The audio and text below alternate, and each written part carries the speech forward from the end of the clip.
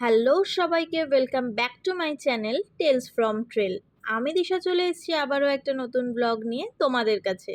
সকাল সকাল রেডি হয়ে আমি এখন চলে এসেছি আমাদের ব্রেকফাস্ট টেবিলে। আজকে আমাদের ব্রেকফাস্টে ছিল লুচি, তরকারি আর ডিম সেদ্ধ। সকাল এখন 10:45।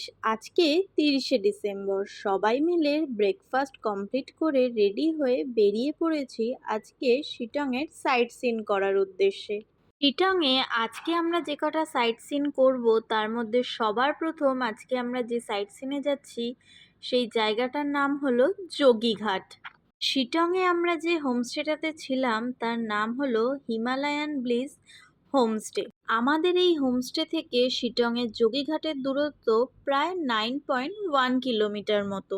গুগল ম্যাপ অনুযায়ী আমাদের যেতে সময় লাগবে প্রায় 35 মিনিট মতো। শিটংয়ের যোগীঘাট দেখার জন্য কিন্তু আপনাকে পাহাড় থেকে অনেকটাই নিচে নামতে হবে। গাড়ি চলা দেখে হয়তো অনেকেই আপনারা কিন্তু এটা বুঝতেই পারছেন।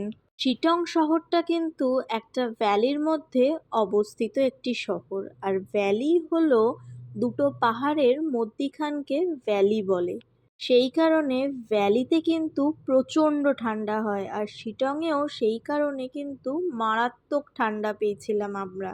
তাগদাতে যেরকম আমাদের একটা হালকা পাতলা সোয়েটার পরলেই চলে যাচ্ছিল, সেরকমই কিন্তু শিটংয়ে আমাদের গ্লাভস থেকে শুরু করে উলিকট, মোটা জ্যাকেট থেকে শুরু করে সোয়েটার সবই পরতে হয়েছে।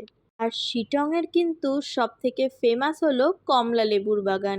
এখানে প্রচুর পরিমাণে আপনি কমলা লেবুর বাগান দেখতে পাবেন। আবার কোনো কোনো বাগানে আপনি 50 টাকা দিয়ে টিকিট কেটে কিন্তু সেই কমলা লেবুর বাগানে ঢুকতেও পারবেন। তবে গাছ থেকে কিন্তু আপনি কোনো রকমে কমলালেবু পারতে পারবেন না। যদি আপনাকে কমলালেবু কিনতে হয়, ওই বাগানের সামনে বা বিভিন্ন রাস্তায় আপনার কমলালেবু নিয়ে অনেকেই বসেন। তাদের থেকে 200 টাকা, 250 টাকা, 300 টাকা প্যাকেট হিসেবে কমলালেবু আপনাকে কিনতে হবে। সেখানে যার যেরকম কমলালেবুর দাম সেরকমভাবেই আপনাকে কমলালেবু নিতে হবে। তবে হ্যাঁ, এখানে যে কমলালেবুগুলো পাওয়া যায় সেগুলো কিন্তু খেতে খুবই ভালো হয়। দাম একটু বেশি হলেও আপনি কিন্তু কমলালেবু নিয়ে ঠকবেন না, এইটুখানি আমি বলতে পারি। তবে শিটংয়ের প্রত্যেকটা রাস্তাই কিন্তু খুব একটা ভালো নয়। প্রত্যেক রাস্তাতেই বড্ড গর্ত, খোঁড়া, পাথর পড়া রয়েছে, তাই খুব সাবধানেই গাড়িটা চালাবেন।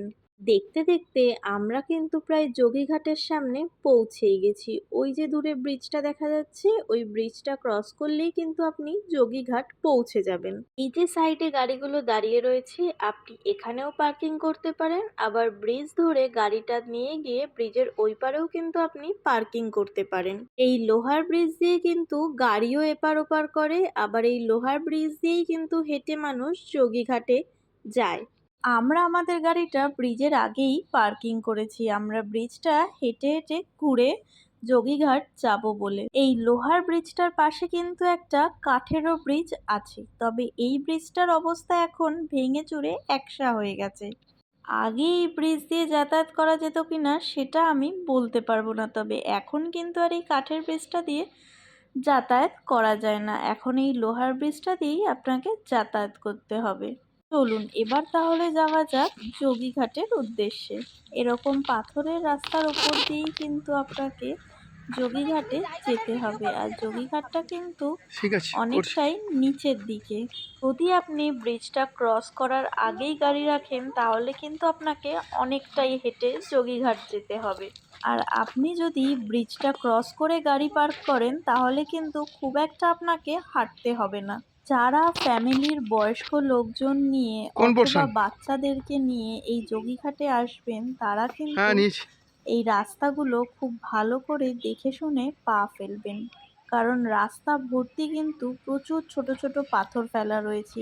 একটু যদি এদিক ওদিক পা ফেলেন তাহলে কিন্তু একেবারে পা হড়কে পড়ে যাওয়ার সম্ভাবনা খুব বেশি আছে।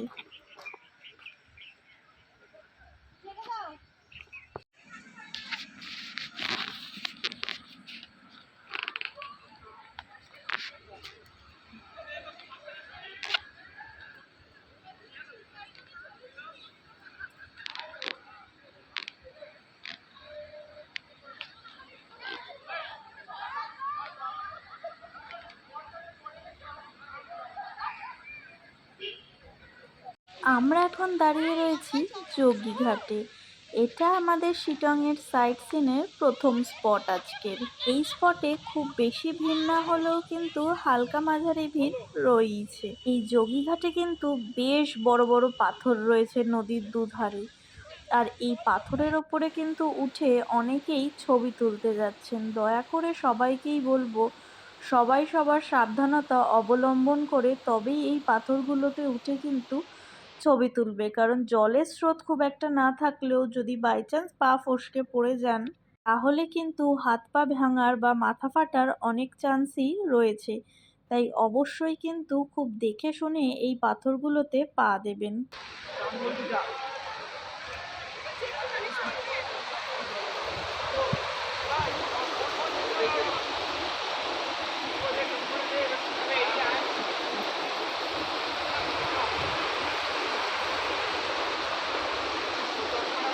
আমাদের যোগীঘাট ঘোরা কমপ্লিট হয়ে গেছে। এবার আমরা যাব আমাদের আজকের সেকেন্ড স্পট যোগী ওয়াটারফলস, যেটা আমরা যাব ট্রেক করে। ওপর থেকে নেওয়া এটি হলো যোগীঘাটের একটা ভিউ। চারিদিকে পাহাড় দিয়ে ঘেরা, মাঝখানে নদী বয়ে চলেছে। যোগীঘাট ঘোরার পর আমাদের সবারই প্রচণ্ড খিদে পেয়ে গেছিল, তাই আমরা একটু মোমো আর চা নিয়ে বসে পড়েছিলাম যোগীঘাটের পাশেই একটা ক্যাফেতে। চলুন তাহলে আজকের মতো ব্লগটা এখানেই আমরা শেষ করলাম। দেখা হবে শিলংয়েরই যোগী ফলসের একটি অফ বিট ট্রেকিং ব্লগ নিয়ে। ততক্ষণের জন্য টাটা।